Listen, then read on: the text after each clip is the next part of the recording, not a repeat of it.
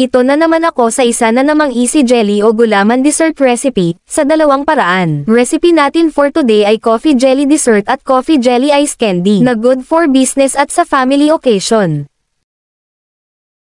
Ang mga list of ingredients ay ilalagay ko na lang sa dulo ng ating video. Para makagawa ng coffee jelly, ay sa isang kaserola maglagay ng 4 cups of water at take note, naka-off pa po yung apoy.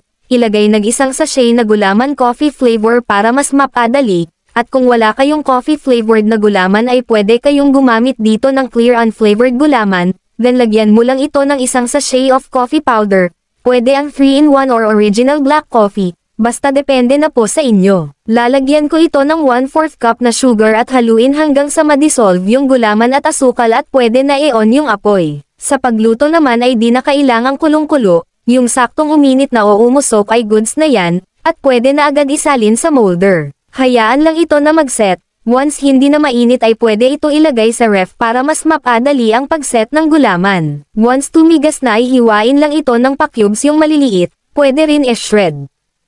Pwede ko bang malaman kung taga saan ang mga nanonood sa akin? E-comment mo ang iyong lugar. Maraming salamat sa suporta.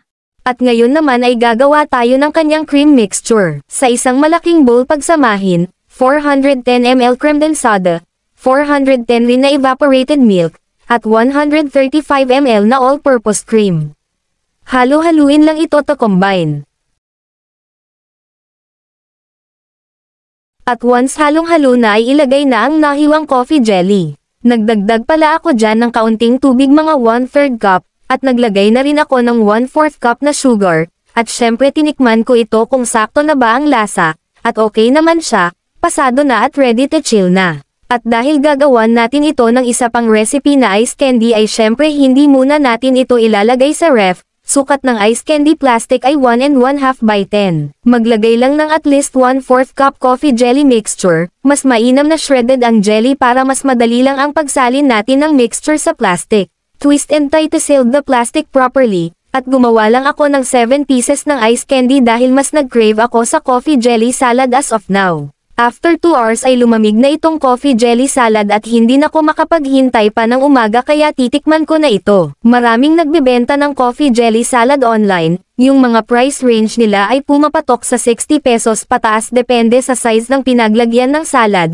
Kaya kung gagawin mo itong negosyo ay total mo lang lahat na nagastos mo at saka ka mag-price. At pwede mo rin ito gawin for family consumption lang, mas laking tipid pa at buong family pa ang magkakadiabetes nito, magkakadiabetes kung sobra, dapat hinay-hinay lang at malapit na ang December, kaya save this recipe. Kinabukasan ay ito naman ang nagawa kong coffee jelly ice candy, masarap siya, lasang-lasa kong pagka-coffee.